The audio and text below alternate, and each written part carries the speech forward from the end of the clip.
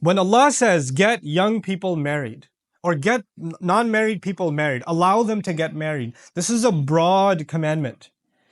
And who does it apply to? You would think it applies to people, okay, once this boy has graduated from school, once he's got a good job, once he's got a good amount of savings, once he's got, a little bit of the return on investment paid back to his parents, once he's done all this, and this, and once, everybody else in the family is taken care of, then we'll think about getting him married. Because if we get him married right now, all of his attention will go to his wife. We're not going to get anything. So this is our son, this is our investment. We need to get our money's worth first before we allow him to get married. And even when we do get married, this needs to not just be a matter of our material gain.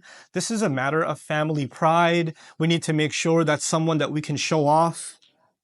Someone that we can be proud of and take lots of pictures and invite, have a huge gathering ceremony and be able to show that we married in an upper class family, etc., etc. So the considerations for how you get somebody married, you put age restrictions on your men and your women, as a matter of fact.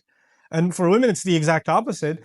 In many families, the moment she turns into a teenager, they start getting like, I need to get rid of my responsibility. It's like a disease in your home that you want to just get rid of, that you want to throw this girl out. And there are young women that are depressed because their fathers and their mothers, all they talk about is, you're still sitting at home. You're not getting married. You're still sitting at home.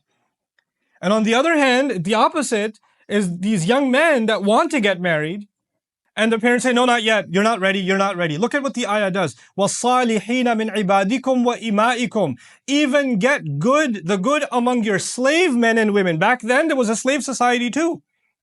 And the people that are making virtually no money are the slaves. Allah says, get them married too. So the rationale that somebody has to be at a certain economic status before you think about marriage was crushed by one statement, removed from the equation.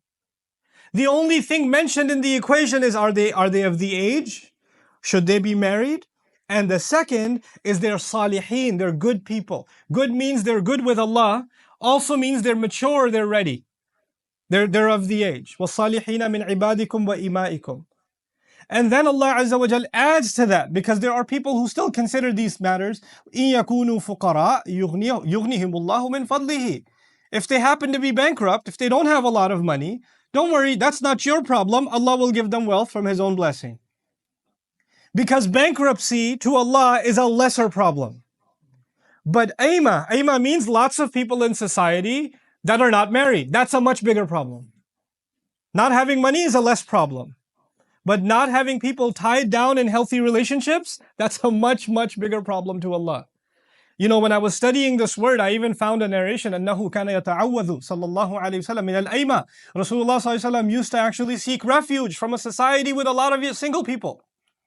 He used to be worried about the ummah becoming people, a lot of single people just happy the way they are. And they're not happy the way they are. It's just that their families kept pushing them candidates that they're not interested in. And the one they wanted to marry, they're not allowed to marry. And so they say, whatever, I'll just stay single. And when somebody says, I stay single, doesn't mean I stay an angel. Let's be very clear what that means. If there's a 30-year-old and he's a professional and he's making good money and she's 29 years old or 28 years old and she's graduated from school and she's not married, that does not mean temptation hasn't come to them, sin hasn't come their way, that they've just lived this pious life like they're living in the city of Medina back in the day. And by the way, even the city of Medina had its issues.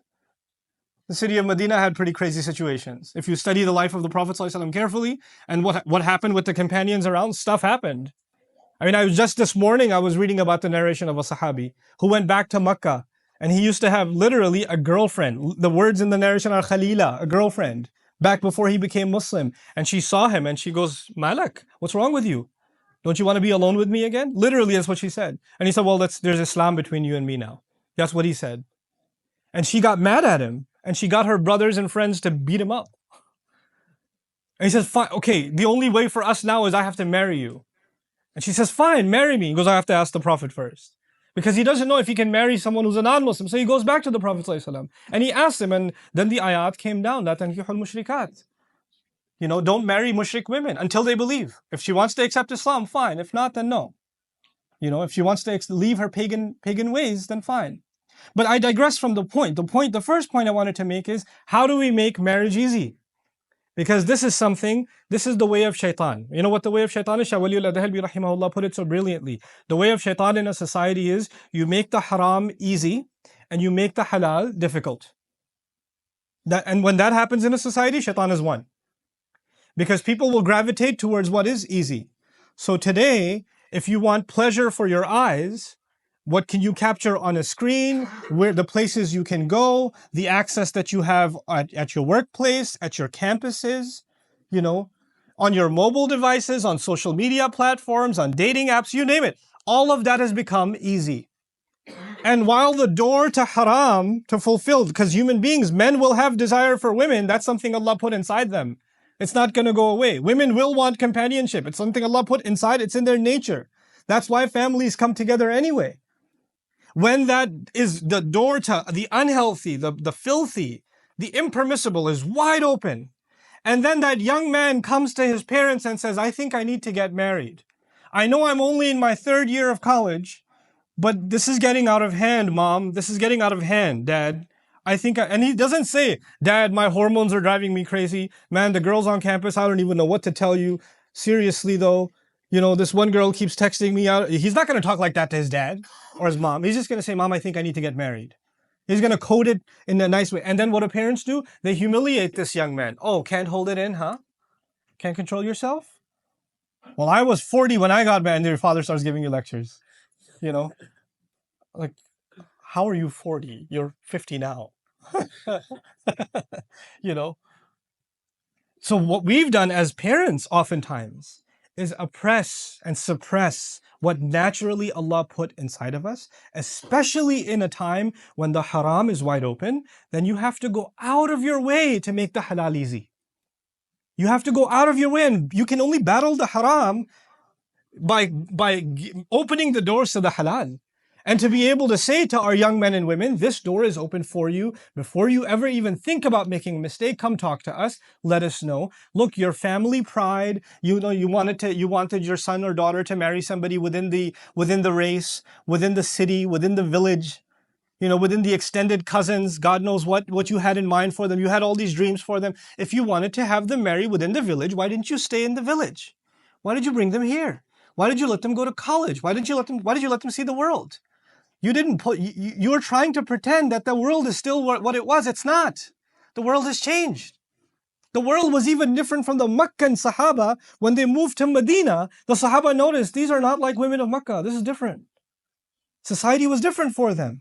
When people migrate, there's a new society. And we have to adapt to that. And to refuse to accept that is a form of oppression. It actually goes against the ayah that says, allow people to get married. Open that door up. Which comes to the next point. When some proposal comes your way, you have daughters. Like I have daughters. May Allah Azza wa Jal help all of us who have daughters. And sons too. I'll throw them in the dua. But but if you have daughters and some proposal comes, she's of the age, it's a good match, she likes him, it's okay to ask, do you like him? It's not haram to ask. It's actually an important thing to ask. Do you like him? She says, I don't like how he looks. Done. Finished. You can't force them anymore. I'm not attracted to him. Astaghfirullah. That will come. Allah will put it in your heart. No, it won't. That's not how it works. If she says, I don't like him, he's too fat, he's too short, he's ugly, I don't like his personality, whatever she says, she doesn't even have to give you a reason. She doesn't. She could just say no. That's it. And by the way, later on in this ayah, I won't get time to get to it, but I'll just refer to the phrase, وَلَا تُكْرِهُ فَتَيَاتِكُمْ عَلَى الْبِغَاءِ. Don't force your young girls to rebellion. That's the phrase in the Quran. Don't force your young girls to rebellion. And the immediate interpretation actually of it was, don't make young women go into prostitution. Because in Medina, that's what they did with slave women. They used them to make money off of them as pimps, and they used to literally pimp them in the streets. That's what they did. And Quran came and spoke against that. But the phrasing Allah used wasn't just about prostitution. He made it wide open. Why is it wide open? When you force a woman to get married to someone she doesn't want to marry, when you put emotional pressure on her and say, if you don't marry him, nobody's going to marry you, your family's going to be humiliated. We've already printed the cards.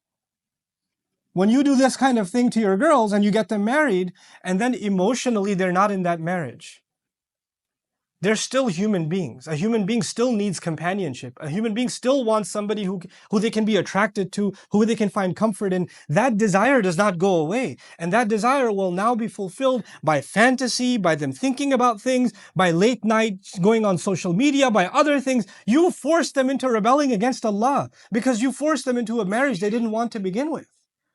This is لا تكرهوا فتياتكم على البغاء also. Don't push this on your daughters. But coming back, this is about men and about women. The young men of our community actually have to now stand up for themselves and have to say, I'm ready to get married. And I have somebody in mind. And that's the next thing I want to share with you. You know, when it comes to, you want a marriage that lasts forever.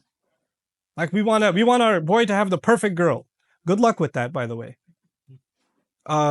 Because perfection is not going to happen in this, and your boy isn't perfect. Let me tell you. If you don't know, let me tell you. We're all human beings, and human beings have flaws, and sometimes things work, and sometimes things don't work. But let me tell you, when a young man and a young woman are old enough to get married, that actually means they're old enough to make their own choice. Let me repeat myself. When they're old enough to get married, they're old enough to make their own choice. And maybe you don't like their choice. And your job and my job as parents is to advise them and say, I don't think this is a good choice. I think that you could do better. And you're, by the way, as a parent, I think I'm always going to say you could do better. I'm always going to say that. But maybe you think this is a mistake. But if your son is 25 years old, your daughter's 30 years old, and she wants to make a mistake, that halal mistake is way better. That halal mistake is way, and maybe things don't work out in 3 years. That's still better. That's still better than you refusing, because I have seen enough cases. I don't talk in theory. I'm talking based on what I've seen, the conversations I've had with people, with real Muslim families around the world, especially around the United States and Canada, where people are, this man comes and says, I want to marry this girl. The father says, no, you're not from the same country, you're not from the same culture or whatever. You can't get married to my daughter, or the other way around. But these two are still already emotionally attached. So they're texting each other, talking to each other, hanging out with each other, having dinner with each other. Parents don't know. 5, 6 years go by. They're refusing other proposals. Then the girl is forced to marry somebody else, and she's still talking to the guy. And all of this was that evil, that this whoever she married didn't deserve this. He didn't deserve this. But all of that evil was created by the stubbornness of parents who didn't realize that their children live in a different time. Where allowing marriage first is a bigger priority than anything else. You have to understand, when these ayat came down, they came down in Medina. And the Arab people of the time especially were very tribal. They wanted to maintain their nasab at all costs. You maintain your lineage. Lineage is a very, very big deal. So marrying outside your tribe was not a common thing. But now the Sahaba are in Medina, and they're outcasts from their own city anyway. And a lot of the people that were in Medina, they've accepted Islam, so they're outcasts from their own tribes. So they're going to be marriages outside of their culture. You have to understand, it's not just an Arab marrying an Arab. This is a Hudali marrying someone from Taif, or someone, there's all this intertribal marriage happening, which is a big deal to them. It's as big a deal today than a Pakistani marrying a Bangladeshi, astaghfirullah al-azim. Or a Lebanese marrying an Egyptian. Inna lillahi wa inna ilayhi raji'un. How can that be?